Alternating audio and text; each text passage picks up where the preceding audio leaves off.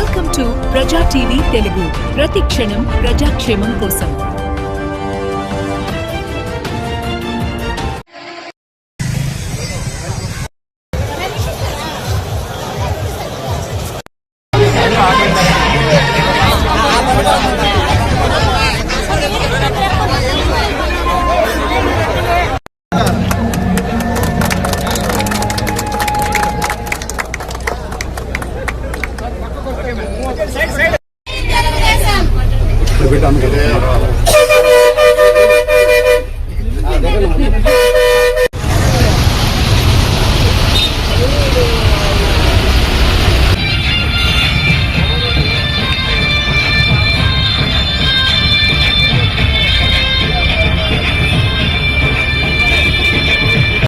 అందరికీ నమస్కారము.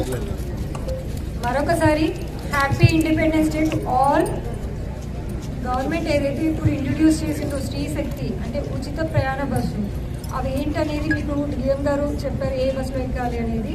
తర్వాత ప్రయాణం చేసేటప్పుడు కూడా సరైన కార్డ్స్ అంటే లైక్ ఆధార్ కార్డ్ కావచ్చు, ఓటర్ కార్డు, పాన్ కార్డ్ ఇవి క్యారీ చేయండి. సో ఇలా ఫ్రీ ట్రాన్స్పోర్టేషన్ ప్రొవైడ్ చేయడం వల్ల ఏంటంటే ఒక చిన్న పాయింట్ చెప్పాలనుకుంటున్నాను. చాలామంది పర్సనల్ వెహికల్స్ యూజ్ చేయాల్సి వస్తుంది. అది 2 వీలర్స్ కావచ్చు, కార్ కావచ్చు, లేదంటే ఫ్యామిలీ మెంబర్స్ మీద కూడా డిపెండ్ అవ్వాల్సి వస్తుంది. సో ఈ పబ్లిక్ ట్రాన్స్పోర్ట్ అనేది యూటిలైజేషన్ పెరుగుతుంది ఈ ఫ్రీ బస్ ప్రొవైడ్ చేయడం వల్ల. సో దయచేసి ఈ ఉచిత బస్ అనేది గూడూరు మొత్తం 2 డిపోలు, ఇట్లా వాకాడ్ డిపో, వార్డ్ డిపోలో ఉన్నటువంటి బస్సులన్నిటి కూడా ఇప్పుడే చెప్పారు డిఎం గారు. వాకాళ్ళు అయితే అన్నీ ఫ్రీ, ఒక చెన్నై బస్ తప్ప అన్నీ ఫ్రీ. ఇక్కడ కూడా దాదాపు 49 బస్సులు ఫ్రీగా ఈరోజు మహిళలకు ఇచ్చేటువంటి కార్యక్రమం ఉంది. అలాగే ఈ యొక్క బస్సుల్లో పిల్లలు కానివ్వండి, మహిళలు కానివ్వండి, ట్రాన్స్జెండర్స్ కానివ్వండి, అందరూ కూడా ఫ్రీగా ఇచ్చే కార్యక్రమం. ఇందాకే మేము చిన్న ఫంక్షన్ పోతే అక్కడ దాదాపు 30 మంది ట్రాన్స్జెండర్స్ ఉన్నారు. అయ్యా అన్న, సునీల్ అన్న, ఏ బస్సులు మాకు లేవా అని అడిగారు. నేను చెప్పి అమ్మ మీకు కూడా బస్సులు ఫ్రీ అమ్మా అంటే వాళ్ళకి అర్థం కాల. నువ్వు నిజం చెప్పు, నా తమాషా పడుతున్నావు, నిజం తల్లి మీకు ఇచ్చారమ్మా అంటే వాళ్ళు హ్యాపీగా చప్పట్లు కొట్టి.